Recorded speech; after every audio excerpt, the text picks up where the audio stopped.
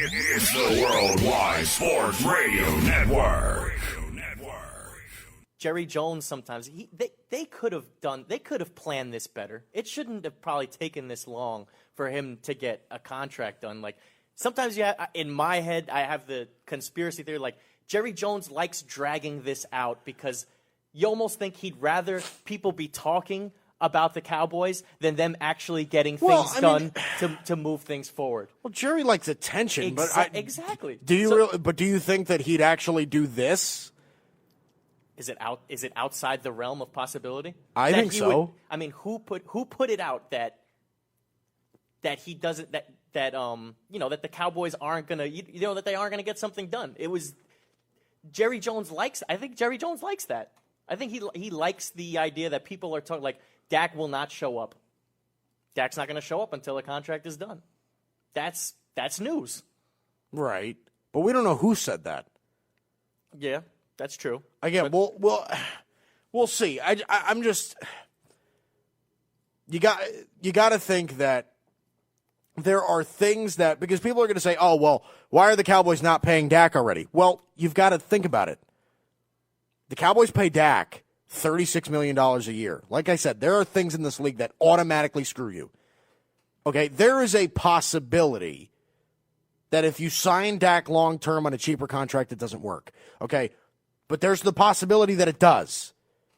If you sign Dak Prescott to a $37 million a year contract, he becomes the highest paid quarterback in NFL history. You know that won't work. You can't put yourself in that situation. So the Cowboys are weighing their options. Do we sign Dak for cheaper? Do we give him the big contract? Do we let him walk? There's a lot of things that do we franchise tag him? There's a lot of things that you've got to keep in mind for these sort of things. I think that's what I think they're going to franchise him. I think they are too. Yeah, they're going to franchise him. And they're going to try and work something out, but there's also the possibility that Dak doesn't sign. I really do believe that. I think that there is I think the Cowboys want Dak. But you're hamstrung though. If you don't have Dak, who's your guy? You don't have Trevor Lawrence. Trevor Lawrence. There you go. Secretly, that's what Mike wants. That is exactly what I want. That's what you want? You want Trevor Lawrence? I want sunshine in a Dallas Cowboys uniform? You have been so great. wishy-washy and up and down on Dak Prescott all year long. I have been. I've been very up and down. At first you want him gone, and then first I wanted him paid, then I wanted him gone, then I wanted him paid. You're a Cowboy fan, right? No, Evan, I wanted him paid first. Yeah. First you want him gone, then you want him paid. When did I want him gone? The first time before the season began. I did. Yeah, before the season began. Are you sure? Before the season began, you didn't want to pay him at all. And then I said pay. Oh, okay. Then you said pay. And then I said pay him. Then I said don't pay him. Then I said pay him. And then don't pay him. You're so wishy-washy. I don't know what I want, but see, that's the problem. Now you want the Cowboys to go 0-16 and get Trevor Lawrence in 2021. That's the problem, though. Do you see that right there? That's the issue. What's the problem? It's because I'm not the only guy in the world that's gone back and forth on Dak. Okay, you don't know. Okay, is there a possibility that he explodes with Mike McCarthy? Yeah, but I'd rather see that first before paying him $37 million. Well, statistically, he exploded with Kellen Moore, didn't he? Didn't he lead the league in passing yards? Wasn't he the best quarterback ever at analytics? Yeah, statistically, he was amazing. Yes, he has I think last year he had the 5th best analytical season of all time. Which kind of makes no sense because it's almost like Kellen Moore was trying to get is trying to get a job with because you paid Zeke all that money. It does make sense to the point where it proves the point of bad coaching. The fact that Dak matters on every play that much is an attribution to coaching that's just so horrifically bad. I'm not saying, listen, this is why you can't take records 100% into account when you look at coaches. Okay? Jason Garrett was a historically bad coach.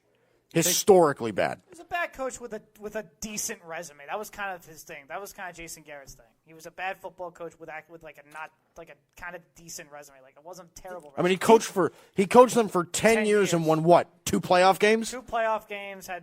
They were in the playoffs every year, winning seasons. Like that was kind of the thing. Like he was a terrible head coach, but he was a terrible head coach with a not so bad resume. I know, but then you look at those Cowboy rosters and you see oh my God, they had all these players. Definite underachievement. Wow, they were 9. I mean, that Cowboy roster this year was a top 5 roster in the NFL, and they went 8-8. Collapsed down the stretch. I just did he do a good job in developing Dak? No, he didn't. Because look at where we are. Look at where we are. Well, now he's with the Giants. So you're thrilled. So yeah. That'll be great. You're thrilled. I mean, fair. Daniel Jones is screwed. I'm kidding. No, I actually think that could work out because I think Jason Garrett as an offensive coordinator could figure something out. He has time to adjust and everything like that, just like any coach would. But I wouldn't be surprised if it was just same old predictable offense. Jason Garrett. I get there is a suspicion in me that there's 2 extremes here. It's either the Giants' offense and Daniel Jones turn out to be great, or it's worse than Pat Shurmur. Dak Prescott. Worse than Pat Shurmur? Yes. How is that even possible? Wait, which one? Wait, who would be worse with Pat Shurmur? I think that there's an extreme there. I think that there's 2 possibilities. It's either Jason Garrett and Daniel Jones click and that offense is great, or the Giants' offense is worse than what it was with Pat Shurmur. I guess I think there's 2 ways to look at it. When Garrett was an offensive coordinator with the Cowboys, he was pretty good, and the Cowboys' offense was really good, and it's one of the reasons why he got a big head coaching talk around the league around that time. It's why Jerry Jones held on to him for so long prior to him getting the head coaching job. When Wade Phillips got fired, he gave him the job. Now I guess the other way to look at it is this: the Cowboys' offense had a lot more talent back then in 06, 07, 08 when he was the coordinator. 09 with Romo, T.O., Jason Witten, Miles Austin was really good. When you look at the Giants, it's Daniel Jones, Barkley, Evan Engram, Shepard. Again, it's kind of a work in progress kind of off. There's talented players. Sure, Barkley's one of the best running backs in the game. Jones is a nice young quarterback. Right. I like Evan Engram a lot, but he's no Jason Witten. But so the talent for the Giants certainly has to get better among the offense compared to right now. It certainly has got to get a lot better. But I think when you look at Jason Garrett's 10 years as offensive coordinator, with the Cowboys, there are some things to look forward to for the Giants. Yeah, I mean, statistically, since he's been there, I think they've had a top 5 offense for, I don't know, the last, 6, 7, 8 seasons? We'll see. Now Dak's 4 year. In terms of Dak's progression with Jason Garrett, I guess you can look at it with Jason Garrett. You can look at it with offensive coordinators. He also had Scott Linehan as offensive coordinator for the last couple of years. They let him go after that. I liked what Dak looked like this year. I did. It's just Dak in his career from 2016 to now, 65 completion percentage, 65.8. 15,778 passing yards. This year was his first 4,000-yard season, 4,902 yards, 97 touchdowns, 36 picks, and a 97 passer rating. He's coming off a year this year where he threw 30 touchdowns, 11 picks, and a 99.7 passer rating. His passer rating, 3 of the last 4 years, has been 95 or better. The only year where it wasn't was 2017. His second year was an 86. 95 or better in 3 of the 4 years he's been passer rating. 3 of the 4 years he's been the starting quarterback. Now look at that passer rating against really, really good teams. Yeah. I mean, again, I think Dak has been. I don't know. What's your opinion, Keith? What do you think? What do you think about Dak in big games? I think Dak has been pretty fine in big games. I think. Well, he's good in big games. It's just that it's one of those situations where it's not that I don't think Dak is good. I think Dak's good. I would love to have Dak Prescott as my quarterback going towards the future, but not for 36, 37 million. Yeah, I can't give him that much money, have him play with less around him, and then expect him to succeed. I don't think that that's possible. I mean, yeah, you kind of seen him when he didn't have much around him. That's what I mean, is you saw him without wide receivers, and he couldn't get anybody. You kind of saw it, and it was like but I think his intangibles are really good. Like, he says all the right stuff, and, seems pretty mature. I agree. All that stuff, so... All right, I do want to somewhat break some news here. Barrington said it yesterday, and he made a good point. It's really about who's next in the market, right? There's a lot. Yeah, but that's such crap. It's also true though. Who's next? I know it is. Now, I'll tell you what. Who's next if not Dak Prescott? And you mentioned Pat Mahomes. Pat Mahomes isn't being paid now. He's going to get paid soon though. But that's the thing. Like if Pat Mahomes gets paid $40 million, that doesn't mean that Dak's going to get paid $42. No, he's not. No. And it's just like. Yeah, no, I kind of. Russell Wilson got paid $35 million. Russell Wilson's the best quarterback in the league. Okay, you can't tell me that Dak should be making more than that. Okay, Dak is on the level of Jimmy Garoppolo. Okay, Jimmy Garoppolo has achieved more than Dak Prescott has. Jared Goff has achieved more than what Dak Prescott has. That's the thing. That's the threshold he should fall into. Now, between 28 and 31 million. I think you agree with me. What's the big difference between Goff, Garoppolo, and Dak Prescott? What's the big difference? I think Goff and Garoppolo have both been to Super Bowls. What's the other big difference? The one that I think you would agree with me on. The coaches. Great young coaches. Sean McVay, Kyle Shanahan. Dak Prescott's has had to deal with Jason Garrett.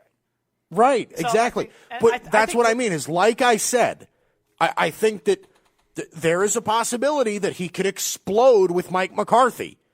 But I want to see that before I pay him a crap ton of money. Okay, I'll gladly give him 27, 28 million right now without seeing it.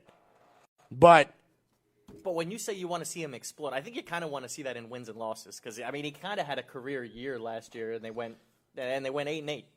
So I want to see them win more games. I think Dak's capable of going to a Super Bowl with the right coaching. But I think that. I don't know that. I want to see it first. And that doesn't mean I want to see him go to a Super Bowl first. I want to see the capability. Yeah. I want to see the possibility. I want to see the situation work out. Okay? Dak Prescott needs pieces around him. And there are a lot of quarterbacks in the league that are like that. Dak's 40-24 so far in his career, and 1-2 in the postseason.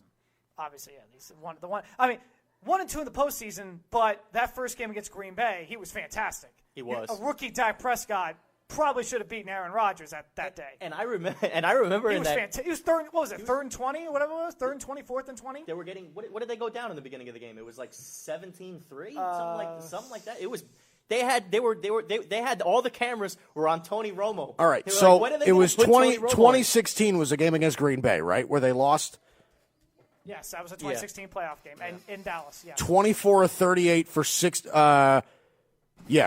24-38, completing 63% of his throws, 302 yards, 3 touchdowns, and a pick. Like I said, I think he's good, but he's not 36 million good. Yeah, and I kind of agree with Mike when you were saying like. Just because one guy gets something, nobody forces anybody to do anything. Just because somebody asks for $35 million, it doesn't mean you have to sign it. I guess you have to ask like what quarterback is worth like that range. Again, I think it's also about teams. I think looking for a good quarterback to stabilize your franchise for at least the next decade, right? Because finding a quarterback is one of the hardest things to do. Is one of the hardest things to do in all of sports. Probably maybe the hardest. You could go. You don't want to be the Cleveland Browns and search for years with a quarterback, or the Lions search for years. The Jets hopefully pre Sam Darnold. Looking for a quarterback. Hey, look at John Elway is one of the greatest quarterbacks of all time, and he can't find a quarterback. It's hard. No, it's hard. He can't find one. It's hard. I'm trying to think of other teams. The Pittsburgh Steelers might be in that situation when they have to think of life without Roethlisberger. The Bengals. The Bengals are trying to find a quarterback now. They had a couple of decent years in Andy Dalton. Now they're back to the quarterback carousel, and we'll see if Joe Burrow's. Yeah, we think he is. Joe Burrow is pretty darn good, at least in college. But we'll see how he transitions to the NFL. Yeah. All right. Sometimes with Dak, and I've said it before with the Cowboys, not saying hey break the bank, but you do have to understand when you're paying Dak Prescott. Okay, he's pretty good. Statistically, he's really good. He's helped us, been successful. Now he's got a really good head coach with him. We don't want the Cowboys were in a quarterback carousel, right? Post Troy Aikman, Vinny Testaverde, Drew Bledsoe. It was only 5 years. Quincy Carter, Drew Bledsoe, Chad Hutchinson, and then they found Romo for 8 years. 8, 9, 10 years. He was pretty good. He was statistically pretty good. He was a top 10 quarterback in the league. Okay? He's awesome. And then they transitioned to Dak, and then they transitioned to Dak Prescott. There are times where I do really miss Tony Romo. He was awesome. He was awesome. You can't tell me if Tony Romo had this team, I feel like they would be in the Super Bowl. But that's that's me. I'm a Tony. From your lips to God's ears. I am a Tony guy. All right. All right, I do want to what's break the some breaking news. news? I want to break some news here. There has been a trade completed in the NBA. These are the full details. So the Miami Heat have acquired Andre Iguodala, Solomon Hill, and Jay Crowder from the Memphis Grizzlies. In return, the Grizzlies are getting Justice Winslow, Deion Waiters, and James Johnson. So 3 for 3, no picks in the deal. Justice Winslow, Deion Waiters, and James Johnson, all for Andre Iguodala, Solomon Hill, and Jay Crowder. And Iggy's getting a 2-year, $30 million extension. He is going to sign a 2-year, $30 million extension with Miami when he gets there. Mm-hmm. And where are the Heat in the East right now? What are they, third? Yeah, they're top 4. They're great. They're good. They're The really good. Heat are really good. And I didn't expect them to be that good. I don't think anybody did. Okay, it's Kendrick Nunn and Duncan there's Robinson and like all these nobodies that are coming out of nowhere and Jimmy playing Butler. great. With Jimmy Butler and the freaking Bam Adebayo came out of nowhere. And I mean, they're just he's a beast. I could have predicted. He's a beast. He was a top 11 player for me in 2017 that draft. Oh yeah, He was number 11. Kentucky, right? He was number 11. Yeah, I think it was, for me, it was Lonzo, Fultz, Jackson, Isaac, Fox, Tatum. I want to say, Monk. No. Yeah, Monk, Markkanen. No, I'm sorry. Markkanen, Monk, Ntilikina, Dennis Smith, and then Bam Adebayo. So you like Lonzo over De'Aaron Fox? Yeah, I did. Okay. I did. I think everybody did. And yeah, I did too. I did too. All right, coming up next, speaking of trades, I have a trade that I think is so painfully simple that it absolutely has to happen. That is coming up next. The Haystack and the Worldwide Sports Radio Network. You're listening to the Worldwide Sports Radio Network. You're listening to the Haystack Show on the Worldwide Sports Radio Network. Great to have you back. Haystack Worldwide Sports Radio Network. Mike, Evan, Keith Nandon here with you. It's great to have you here, Keith. Yeah, I'm glad I'm here. I really am. Oh, I didn't get yeah? to speak to you since the Super Bowl. I mean, we texted a little bit, but Yeah, we was- did. that- And then that you was- wanted to see Barrington Grant's face, I did. like, in the worst way Like, when... especially the last run, the one where Damian Williams blew it open, that last run where they're just trying Yeah, to run you the wanted clock that. out. I had to see his face. You wanted that. I had Yeah, to. I know. It was probably so satisfying. All right. So I think that there is a trade in the NBA specifically that makes way too much sense for it not to happen. You know, we keep hearing about the Philadelphia 76ers. They're underachieving, right? And we keep hearing that it's Ben Simmons and Joel Embiid. They're just not clicking, right? Ben Simmons is better when Embiid's off the floor. Embiid's not on the isn't on the floor enough. He gets hurt a little bit. You know, they kind of clash at certain times. They don't really get along that well.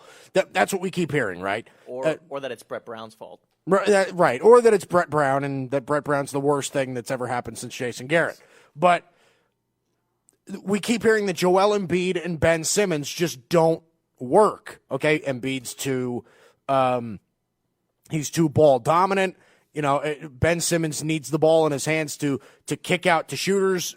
Joel Embiid is not that. He's a guy that's going to want to take possession of the ball, and that's what he's going to do. And he's really, really good at it. Let's just admit that. Okay, so the guy averages 24 points and 11 and a half rebounds in his career. He's great. This year he's averaging 23 and 12. I think I know where you're going with this trade, but go ahead, continue. Why? Because you see it on my computer? No, not because I see it on your computer, but I think I know where you're going. I think this is a rumor from before that was going to happen.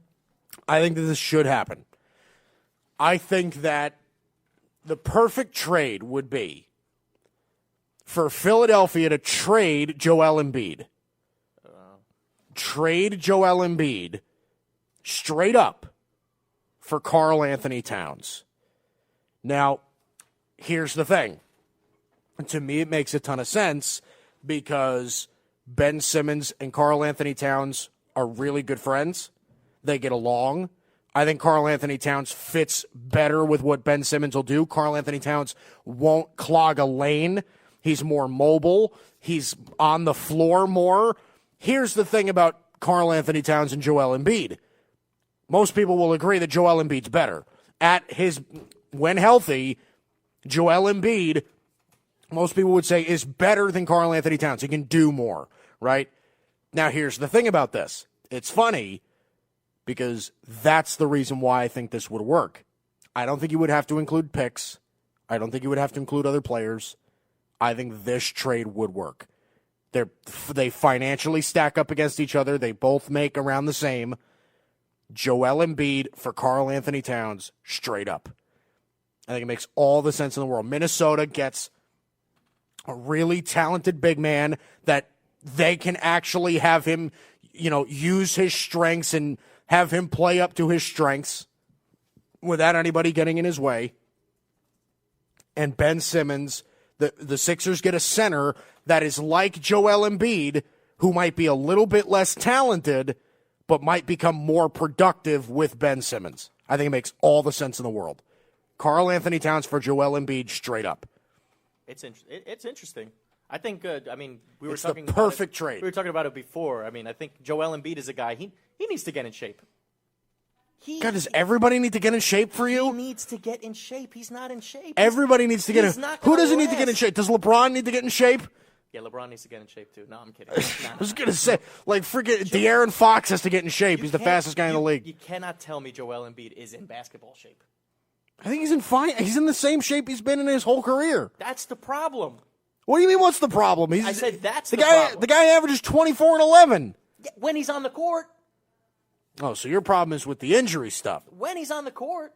But I thought you were going somewhere else with the trade. I was hearing before, I was hearing D'Angelo Russell for Ben Simmons straight up, which I thought was kind of interesting. No. That could... I thought that was kind of interesting. I thought that was something that could have helped trade D'Lo to Minnesota and then do that. But I don't know. I just Karl Anthony Towns and Ben Simmons feel like they fit together, right? Joel Embiid doesn't. We've seen it. We've seen it, and they don't get along. Karl Anthony Towns and Ben Simmons are really good friends. It makes sense.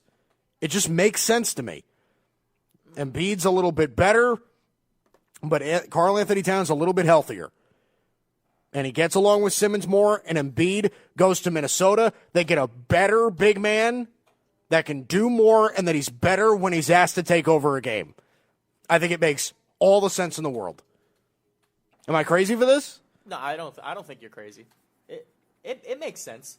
I just don't. That's the thing with the Sixers. They have to choose which way they want to go, whether they want to stick with Embiid or whether they want to stick with Ben Simmons. Do you think Ben Simmons and Joel Embiid could make an NBA Finals run? No. Them together? No. That's the reason I'm doing it. That's the reason you're doing it. Yeah, because, again, I think Ben Simmons and Karl Anthony Towns have a better chance of doing that than Simmons and Embiid, even though Embiid is probably better. I don't know. Are you not on board with that? Do you think that... I like it because I really do think, like we were talking about before, we were talking about guys need to get in shape, we were talking about fat people. I really think Joel Embiid is in bad shape, and I don't think in another... So Joel Embiid's fat. He's fat. He should be moved. He moves so well for a man his size, and yet he looks like he's exhausted every time he's on the court. He looks exhausted. Like Zion? Zion's fat? Zion's fat. You get mad at me. Zion is fat. I'm sorry, he's fat. Joel Embiid is not in good basketball shape. Are you in good basketball shape? No. No, I'm not. I can't. I'll have a heart attack going up and down the court a few times. I'll fall on my face. You'll have multiple multiple heart attacks. But seriously, Joel Embiid is not going to last. He's not going to last very much longer, or you're going to see a big drop off in his numbers if he's not in good shape to me. Okay. He's not. It's just not. All right, let's go to the news. Big J journalist Evan Mazza here on a Thursday. Interim Big J journalist. You don't get that title. No, I don't. I never do. I know. I never do. Yeah, It's a spot I'll never earn, but I'm fine with it.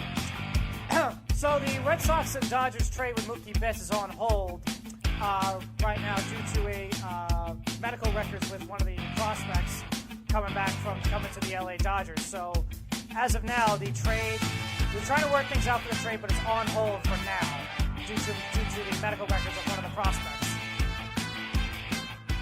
So. Okay.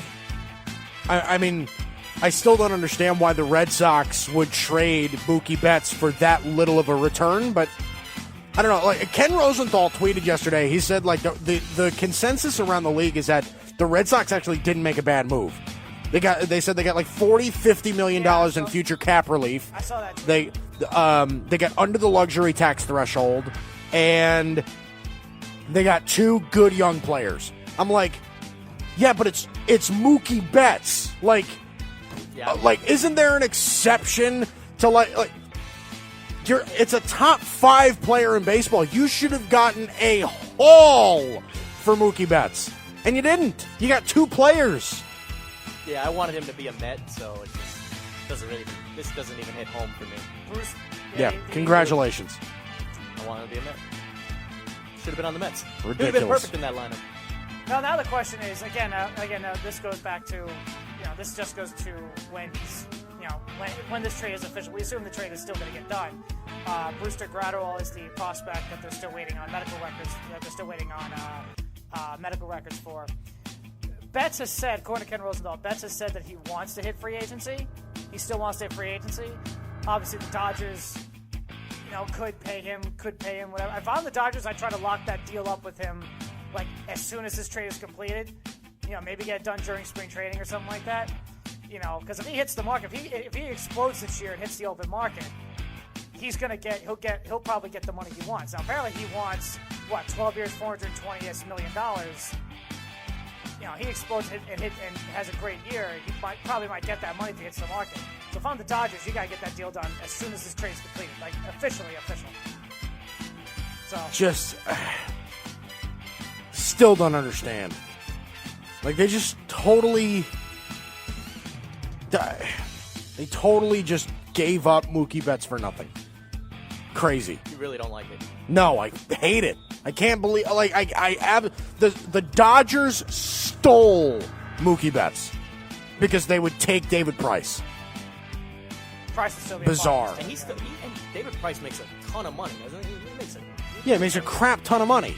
But if you wanted to get rid of David Price, get rid of David Price for nothing and then trade Mookie Betts for max value. Instead of trading them together and get medium value. It makes no sense. Seems pretty simple. All right, what's next? Well, to the New York Knicks. The Knicks today, only a few days after firing Steve Mills, plan to hire agent Leon Rose as their new head of basketball operations. He is the agent, because according to Adrian Wojnarowski, this is the direction the Knicks wanted to go with. They wanted to go into that player agent for way that the Warriors have done, the Lakers have done, heck, even the Mets have now done it. So Leon Rose looks like he will be the new head of basketball operations with the Knicks. He's the agent of guys like Joel Embiid, Chris Paul, Karl-Anthony Towns, and Carmelo Anthony. Interestingly enough, Carmelo Anthony. So Leon Rose. I like it. I don't know why people are complaining about it. I'm going on Twitter right now, and everybody's saying how they are never going to watch the Knicks again because they hired an agent to be their GM. Why? Who did you want? Did you want Masai Ujiri? Because he's not leaving Toronto. He's not leaving. That's who they wanted. Yeah, I know. But do you realize, players don't want to go play for the Knicks? What makes you think an executive would want to work for the Knicks? I'm not kidding. It's just so out of the realm of possibility. You have to give up all your assets just to get Ujiri anyway. And yeah. Then it's like, what does he have to work with? Right, exactly. So, Leon Rose, I thought, was a good hire. I like it. An agent that represents a lot of players who now he has to not represent, but I mean, a guy that represents a lot of players, he could shift the paradigm. That's a legitimate hire. I like it. It becomes more attractive. I'm numb to it. I'll believe it. I'll believe it when I see something. Well, you probably should go into it with that, but I still think it's not bad. I still don't think it's that bad. I don't know. Again, Knicks fans gotta stop with the, oh, who wouldn't want to play for us? It's the Garden. It's the Knicks. We're iconic. No, you're not iconic. You're actually a joke. They are, but I mean, who's the guy? Who's the guy? They're not going to get Giannis. So they're going to get Karl Anthony Towns? And they've been relegated to a team that has to build through the draft and then trade for players and then hopefully get that one free agent. Well, you hope that. I mean, look at their last. The draft hasn't worked for them either. Frank Ntilikina. How'd that work out? R.J. Barrett. He's a nice player. He's a nice player. He's not going to be a star player. You don't think? Maybe an all-star. Hey, what do you think? I like him. I think he's going to be somewhere down the line. He's going to be a 26, 28 point per game guy. 26, 28. I see. I think if RJ becomes a little bit more efficient, he's going to be really good. RJ is going to be really good. Wow. I see him as like. The Knicks got a good player in RJ Barrett. I know a lot of Knicks fans wanted Zion and lost out on him with They wanted Zion. I wanted Zion on the Knicks so bad. I'm not a Knicks fan, but I wanted to see it so bad. Zion mania in New York would have been humongous. Like he would have. You talk about the best New York athletes right now. It's DeGrom, Aaron Judge, Saquon Barkley, Pete Alonso, Sam Darnold. Zion would have skyrocketed right up there the day he was drafted. Because just a headline. Excuse me, don't forget about Garrett Cole. Yeah, Garrett Cole is literally just about. Thank you. He's literally just about to start his Yankee tenure. Are you saying Kevin Durant? Are you saying Kyrie Irving? Kevin Durant. Kyrie, I mean, come on. Hello. Well, in all fairness, yeah, Kevin Durant hasn't played yet. Kevin Durant hasn't played yet. Can these guys throw a pitch or shoot a Kevin ball Durant, first? Garrett Cole no. Well, I'll give you Kyrie Irving, but Kevin Durant and Garrett Cole haven't played yet. Can Cole throw a ball first? Nah. I think, but if you look at Zion's face, he definitely wanted to be a Knick. Of course he wants to. He wanted to be a Knick. But yeah, his fat face, according to you. His fat face. He needs to lay off the cheeseburgers. That's impossible for any person to do. It's not. They are too delicious. Yeah, they're good. South Park joke. They're too delicious.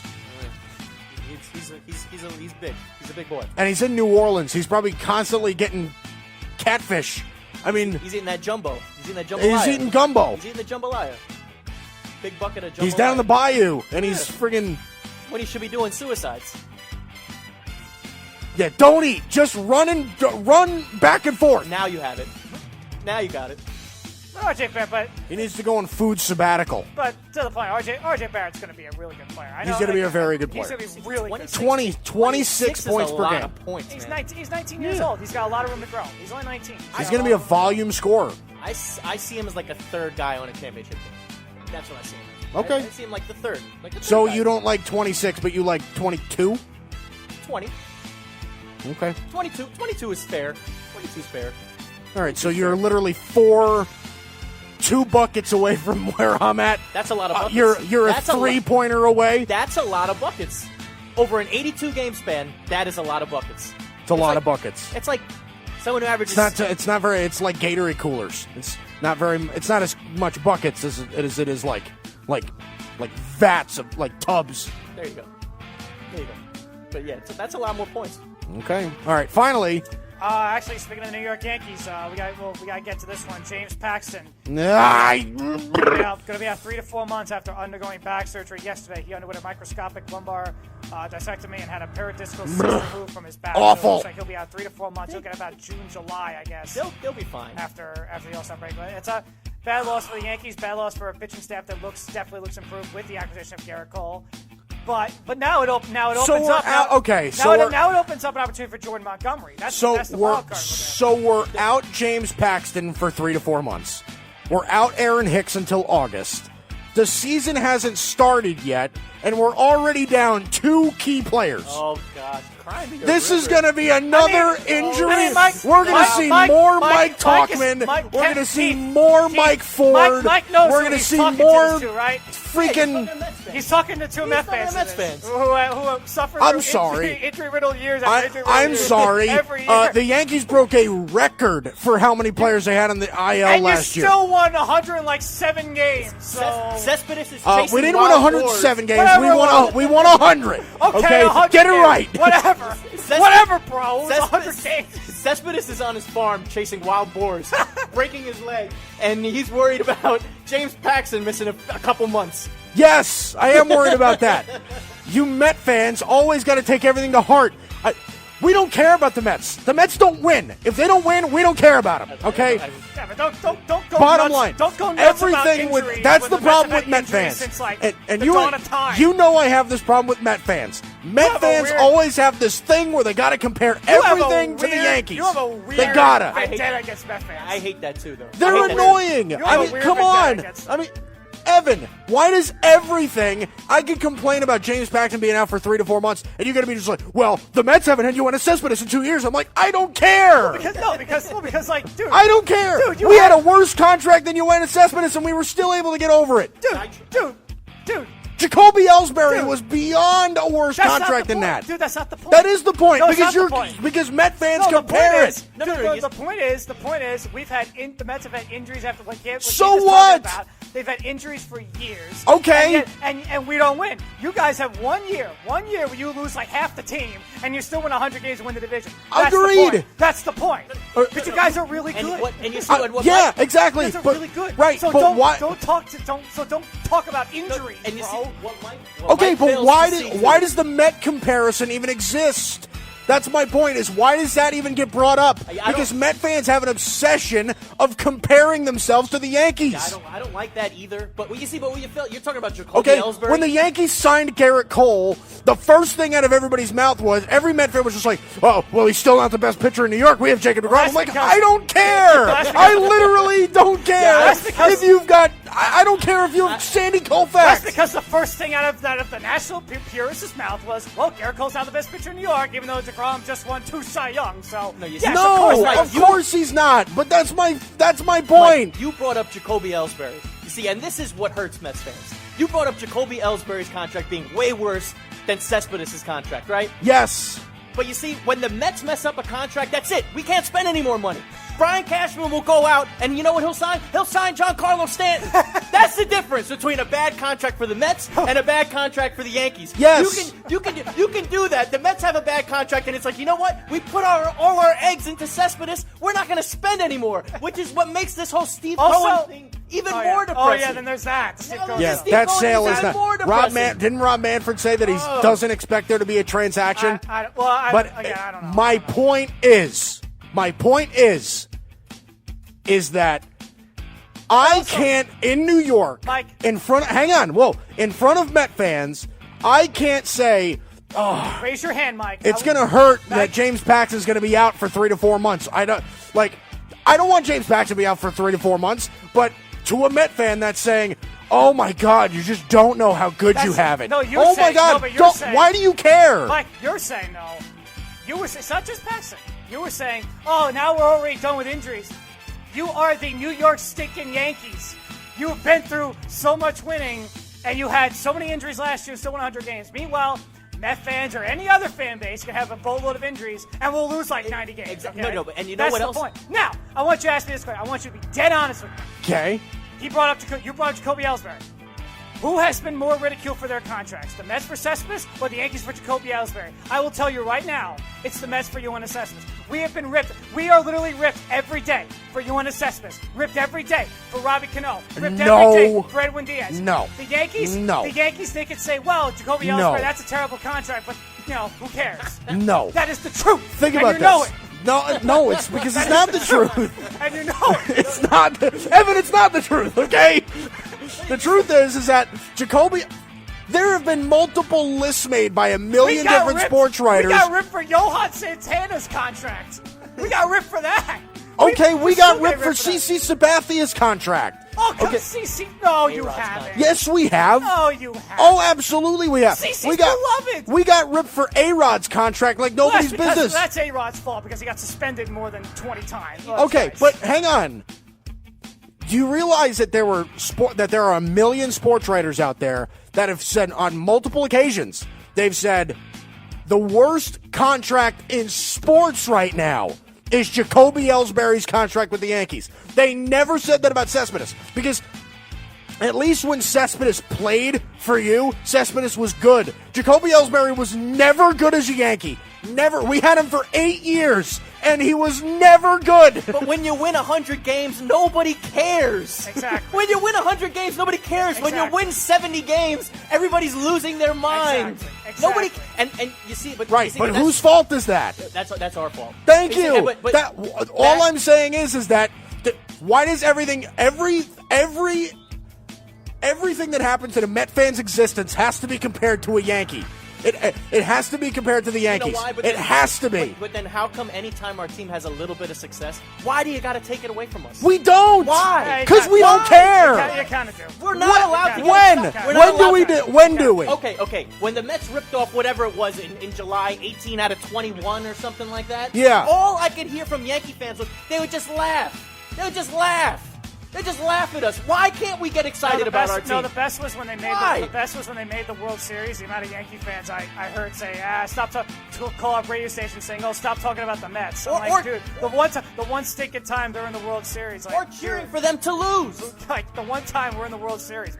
Listen, buzz off. Yankee fans Buzz are off. perfect angels. Everywhere. Oh Okay, my God. Yankee Everywhere. fans, we are literally all flawless. Like it's just the way it is. Okay, all you Met fans are just jealous. We stink. Right, perfect. And listen, I'm one of those Yankee fans. We Okay, stink as long as we're not as good as them. We stink. think about it. Okay, this is this is the way that I've viewed this. Okay. I'm one of those Yankee fans that is where- actually likes it when the Mets succeed. And this is I where- root for the Mets. and this I is- really do. I don't hate the Mets even a little bit. And this is where Mike and I actually agree, because I'm a Met fan who doesn't really hate the Yankees at all. That's where I am, and I I'm the agree same on way. that. Okay, but here's the consensus normally, right? The consensus normally with this stuff is Yankee fans really don't care about the Mets. They really don't. Okay? Met fans hate with a burning passion the Yankees. They hate them. Seriously, the Yankees are the Mets' biggest rival for some reason. The Mets aren't even close to a Yankee rival. Seriously, we're bigger rivals with like the Angels than we are with the Mets. I think if you ask any casual Mets fan, if you ask any Mets fan who's their biggest rival, they'll tell you the Phillies and the Braves. Yeah, I kind of agree with Evan. They'll tell you that. I doubt it. Trust Doubt it. I can Trust guarantee you, if the Mets win the World Series next year, Listen, Yankee fans are going to be the angriest people on the face No, of the they earth. won't be. Yes, they will. No, they won't. Yes, they will. I would make a bet. I Yes, would make they a will. bet that most Yankee fans would not care. They wouldn't Unless care. unless the Mets beat the Yankees in the World Series, they wouldn't care. My head is going to explode. Your head's gonna explode. Yeah, Yankee I'll just fans, say this. Your bald head. All I'll Yes. say is this. All going to pour All out I'll say right is here. this. All I'll say is this. There's one of the things that George Steinbrenner hated the most was losing to the Mets.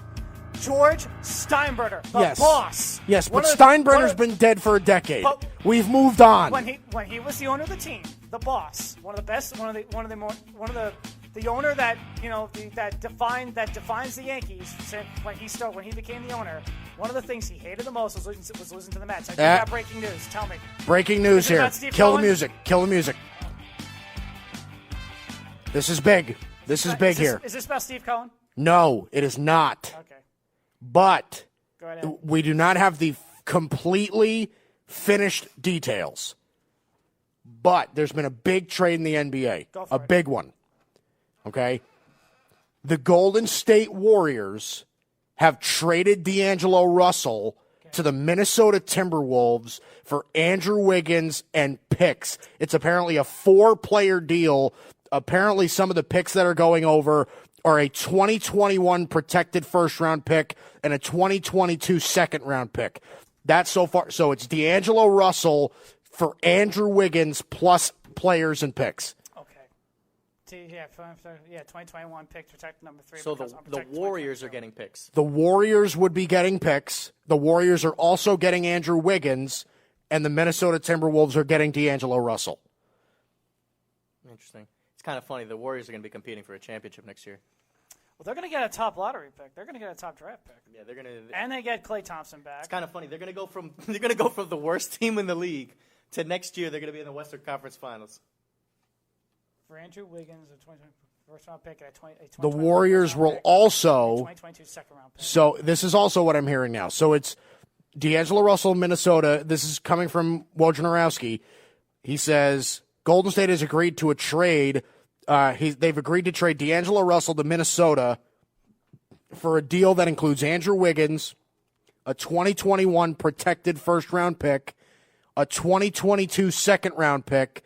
The Warriors are also sending Jacob Evans and Amari Spellman to the Minnesota Timberwolves. Okay. So there we go. This is also coming out. Also, Houston has just acquired Jordan Bell. Houston has now traded Jordan Bell to Memphis in exchange for Bruno Caboclo, and they swapped second-round picks. And according to Chris Haynes of Yahoo Sports, this is where the shows get fun because there's a lot of moving parts, and I love this. The Clippers remain in hot pursuit of Marcus Morris of the New York Knicks. Clippers also traded Derek Walton Jr. to the Hawks for cash. So there we go. So it's like an arms race right now for the Clippers and the Lakers are both really, really want Morris. That's right. So Minnesota, that's the big one. Minnesota trades, the Warriors trade D'Angelo Russell to the Minnesota Timberwolves in exchange for Andrew Wiggins plus. Where are the Timberwolves in the West right now? Are they? They're second to last. They're second to last? Second to last. Jeez. So, pretty crazy. D'Angelo Russell goes to Minnesota. And they've been trying to get that done for a while. And we thought, honestly, there was a point in time where we thought that it was completely given up on. But it seems like they were able to figure something out. I'm a D'Angelo Russell fan. I like D'Angelo. So they've got D'Angelo Russell and Karl Anthony Towns who are locked in long term. They've moved on from Andrew Wiggins. They also traded Robert Covington. So this is the big one. They're rolling now. D'Angelo Russell and Karl Anthony Towns in Minnesota together, and Andrew Wiggins goes to Golden State. And then Covington is what, the Rockets? Houston. Okay. So, all right, we'll see. We'll break down more of the NBA trade deadline coming up next. It's the Haystack and the Worldwide Sports Radio Network. It's the Worldwide Sports Radio Network. You're listening to the Morning Boys on the Worldwide Sports Radio. Well, that's not the morning. That's not us. That's not our show.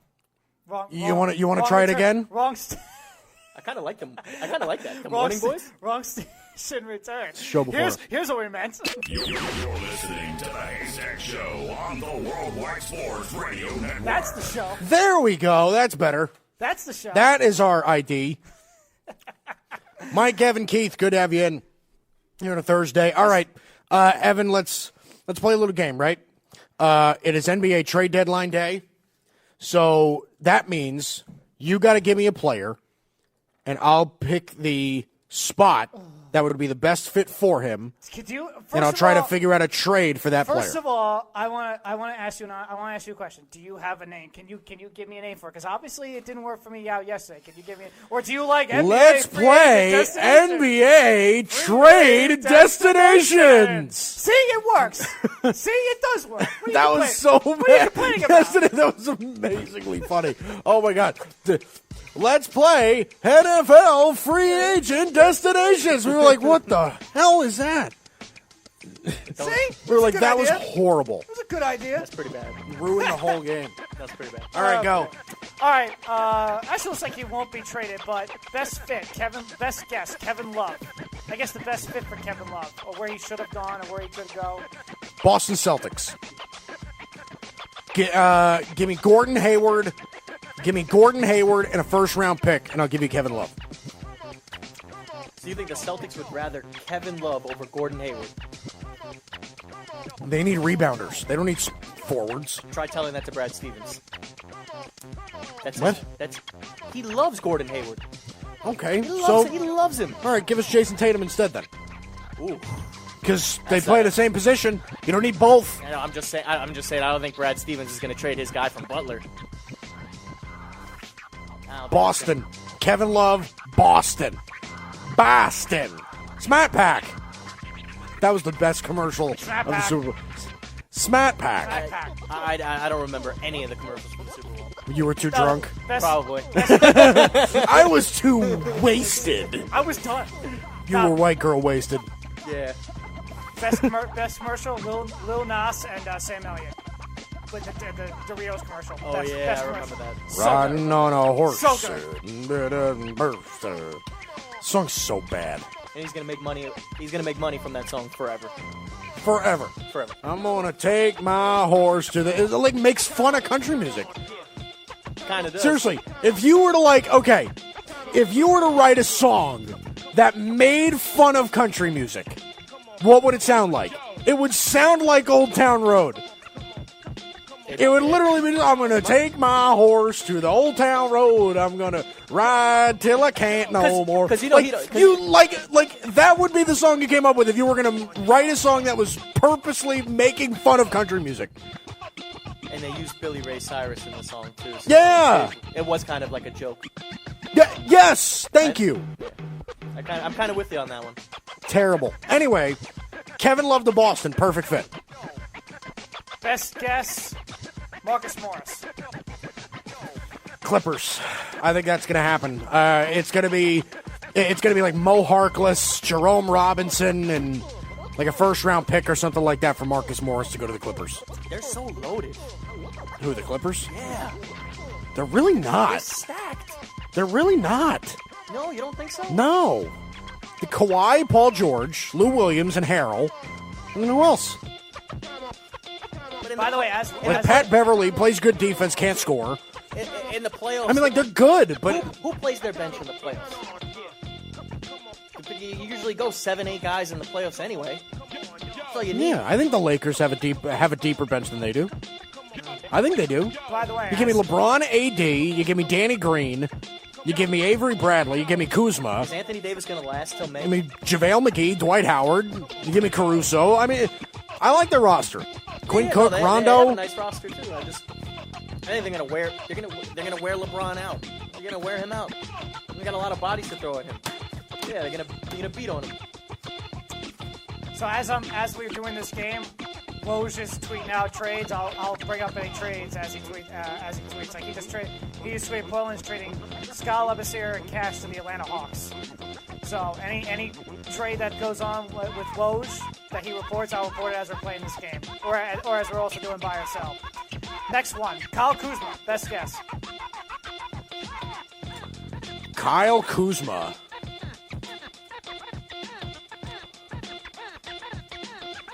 Sacramento Kings for Bogdan Bogdanovic. What do you think? I think he's gonna go to. I think he might go to the Knicks. Do you actually think that? I think it's possible. For who? You know what would be a great trade? Honestly. Great trade. Lakers traded Kuzma plus to Oklahoma City for either one. For either Danilo Gallinari or Dennis Schroeder. That's a trade. Yeah, that's a good trade. I think Dennis Schroeder on the Lakers would be a really good move for them. A really good move. Dennis Schroeder would be perfect with the Lakers. Schroeder. That's how you say it. He's German, right? Is that how you're supposed to say it? All right. Schroeder. Move on. All right, next. Aaron Gordon. Aaron Gordon.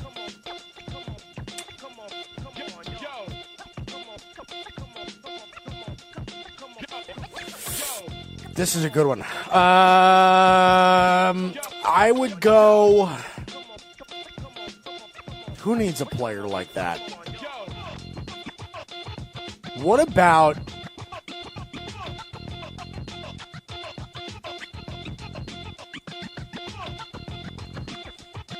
God, I can't think. All right, hang on. I'll figure it out. I got this. You got it. I got it. I got it. Don't worry about it. I got it. I got it. No, like, no, dude, like, I got it. I got it. I got it. I got it. I don't got it. How about... What about the Miami Heat? Seriously, what about the Miami Heat? They got Crowder, they got Iguodala, they've got assets now. I mean, they got a bunch of assets. They could trade a bunch of guys. They don't have a traditional 4 guy. Imagine that. You got your point guard, whether it's Dragic or Nunn or one of those guys. You got Butler, Iguodala, Crowder at small forward. You got Hero on the bench as well. You got Aaron Gordon, and you got Adebayo. I mean, that's solid. What about Aaron Gordon to the Heat? I like them to the Celtics. I feel like the Celtics could use an athletic guy like that. Yeah, but they got guys like that, don't they? Who? Tice? No, I mean, isn't that kind of like who Semi Ojeleye is? And Yeah, I guess so. I mean, like, I guess it's just Gordon's not much of a rebounder. That's the thing. Like, if they're going to trade for something, it's got to be for a guy that can actually get boards. A couple of Spurs players up next. A couple of Spurs ones. First up, DeMar DeRozan. I would love to see DeRozan back with Toronto. I would love to see him back with Toronto. I think it makes a lot of sense. I think it does. You trade, like, Norman Powell and... I kind of wonder how DeMar DeRozan would feel about that. What do you mean? Why? Like, do you think he wouldn't like it? Well, I know he felt betrayed. He felt like he was stabbed in the back by Usai. He said something like he was really upset. Yeah, he was. I mean, He was really upset. yeah, but if they bring him back, isn't that just kind of like, you know, water under the bridge? Yeah, it could be. Some people hold grudges. Yeah. All right, what's next? LaMarcus Aldridge. All right, here's another one.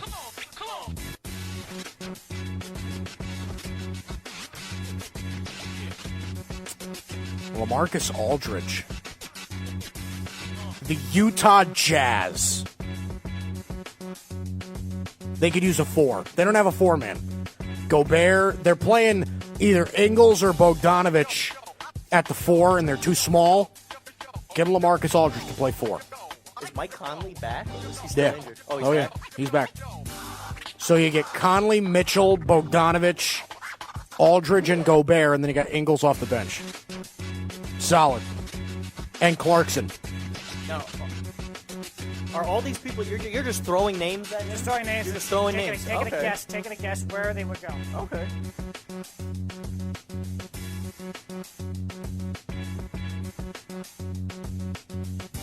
I love Joe Ingles. Drew Holiday. I don't think he's going to get traded. But if Drew Holiday were to get traded, probably Denver. I probably think the Nuggets. It'd probably include Gary Harris and Torrey Craig or something along those lines. I think Denver's going to try and make a move quick. Where are they in the West? I think they're like 3rd. Let me look. Feels like everybody is 3rd in the West. Nuggets are 3rd in the West, yes. Lakers, Clippers, Nuggets. Okay. So then who's playing the point for them right now? Jamal Murray. Oh, Jamal Murray. He's really more of a 2, though, right? I don't know. Drew Holiday's more of a point guard. Yeah. So maybe you go Drew. Yeah, that wouldn't be a bad pairing. I wouldn't hate that. I would love him on the Knicks. Drew Holiday? Yeah. I would love him on the Knicks. Let's go to the Knicks. Dennis Smith Jr. Who cares? I'll say for DSJ. What happened to him? He's just terrible. He's awful. How about the Phoenix Suns? Seriously. Phoenix Suns. He'll back up Rubio. Andre Drummond. Oh, that's got to be.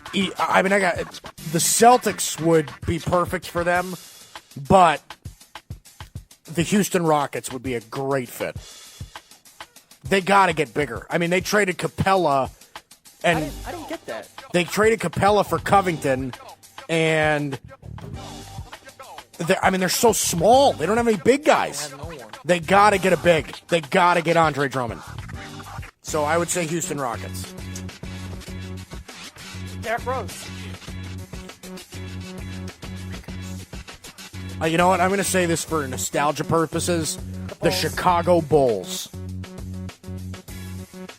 Seriously, to trade one of their trade like Tomas Satoransky or something like that. Trade Chris Dunn and get Derrick Rose. So, all right. You don't want to see him on the Lakers? One more. Make it a good one, Evan. I wanted to say Danilo Gallinari, but they're obviously looking to acquire him.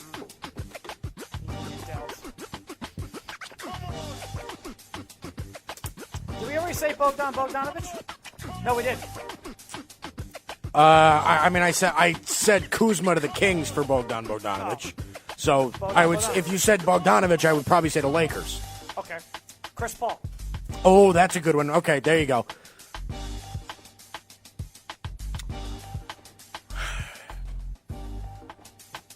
You know,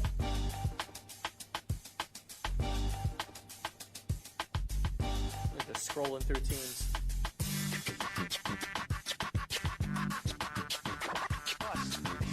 You know, I always thought that Chris Paul in San Antonio would be a great fit, him playing for Popovich. But they're just not in a stage right now where they can buy. They've got it. They're not good, so. Yeah, who's going to take that in contract? The Knicks will probably trade for him. Oh Look, God. we got Chris Paul. That is a very New York Knicks thing to do.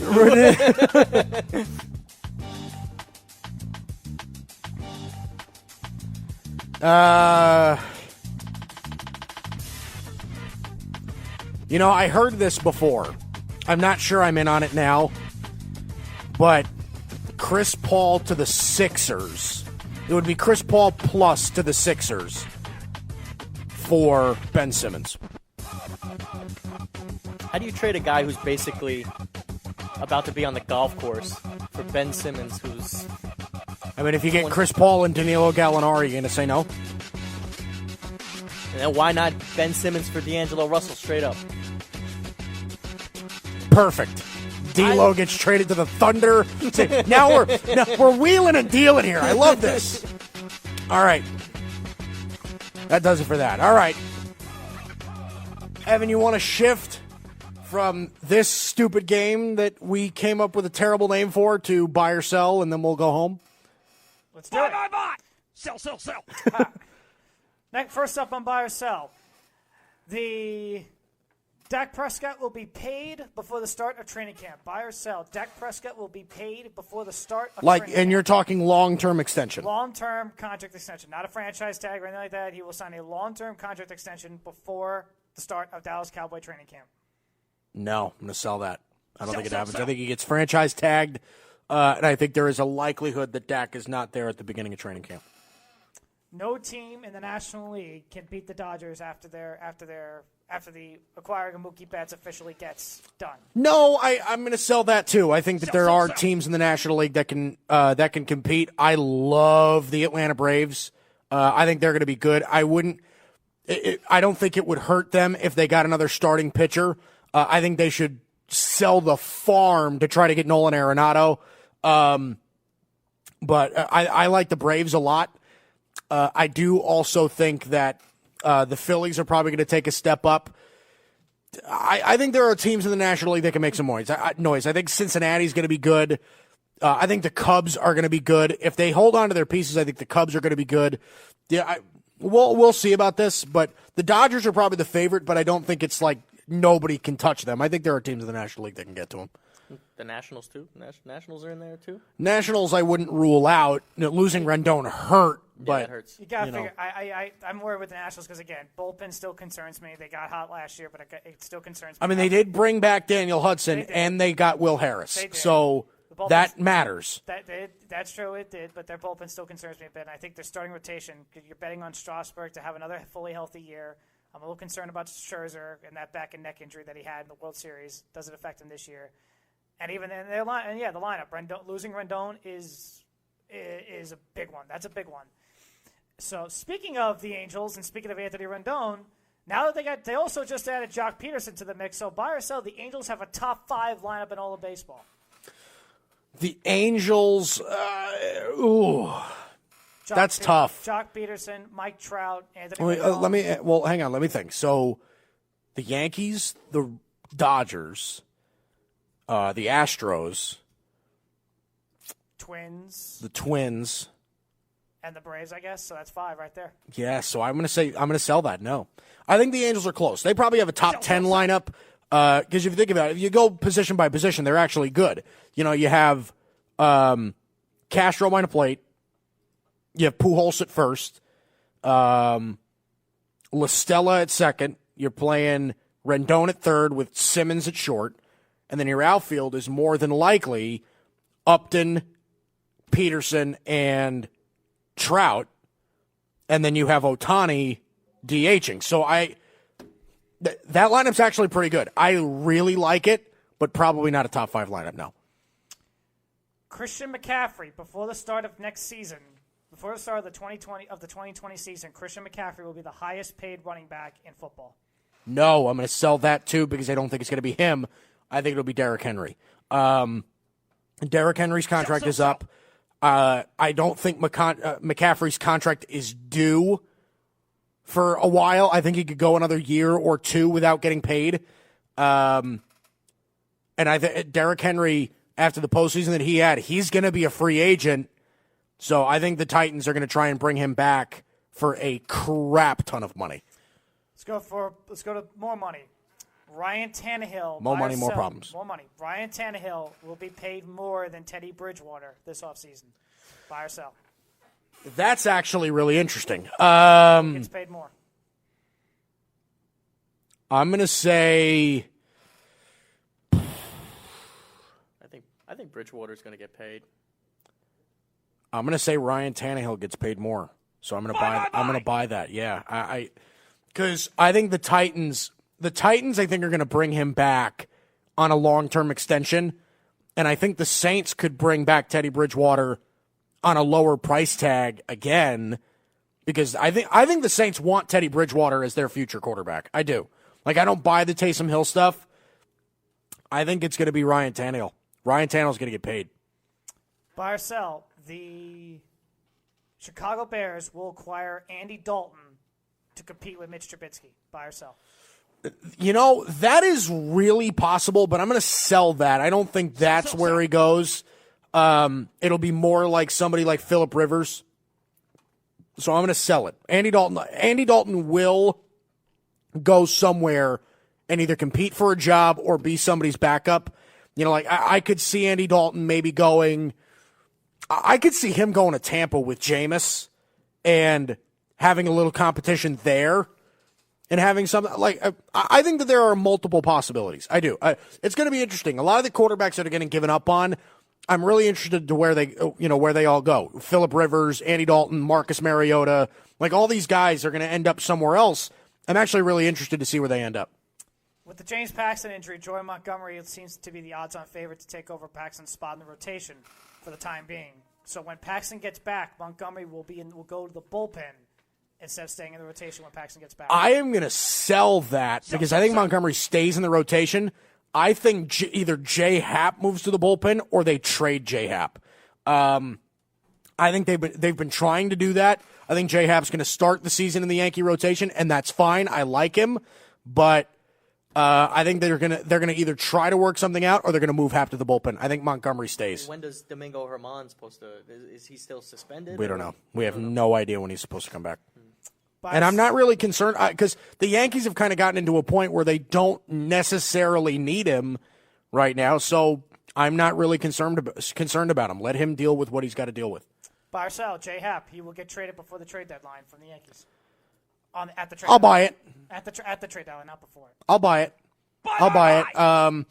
It probably. I'd say they maybe would try to do a player for player. If not, maybe a player for a middle tier prospect for some team that is trying to buy starters. Maybe a team in the National League like the Cubs or Cardinals or something. Something along those lines. They're going to sell him off to somebody, but we'll see. I'll buy it. Buy or sell. The Miami Heat, with their acquisitions, are now the second best team in the NBA's Eastern Conference. Wait, say that one more time. The I'm sorry. Miami Heat, with their acquisitions, with the moves they made today, are now the second best team in the Eastern Conference. No, sell. I still like Boston a little bit more. Milwaukee is clearly the best team, but I think Boston is still a little bit better. I'd probably put Miami third. Buy or sell. Go to more football. The Buffalo Bills will sign Tre'Davious White to a big contract extension this offseason. Yeah, I'm going to buy that. I think the Bills want to bring him back. I think you could make the argument that Tre'Davious White's the best corner in football. So yeah, I would call that a safe bet. Yeah. The Pittsburgh Steelers will add a veteran quarterback to back up Roethlisberger next season, or will they stick with Duck Hodges and Mason Rudolph? I think they'll probably stick with him. Ben will start, but they'll probably stick with either Rudolph or Hodges to be the backup. There's not going to be. They went 8-8 with him. I don't think that they're looking for somebody that's going to carry the whole load, but I think it's somebody that'll keep them alive. And that's exactly what Rudolph and Devlin Hodges have done. So I think, easily Big Ben will start, but Hodges and Rudolph will probably stick to their respective spots. Last one. The Colts will trade up in the draft and try to get Tua Tagovailoa. No, I'll sell that. Sell. I do not think that a quarterback is their primary focus right now. I think that they are going to roll with Jacoby Brissett first. If they can get one later, fine.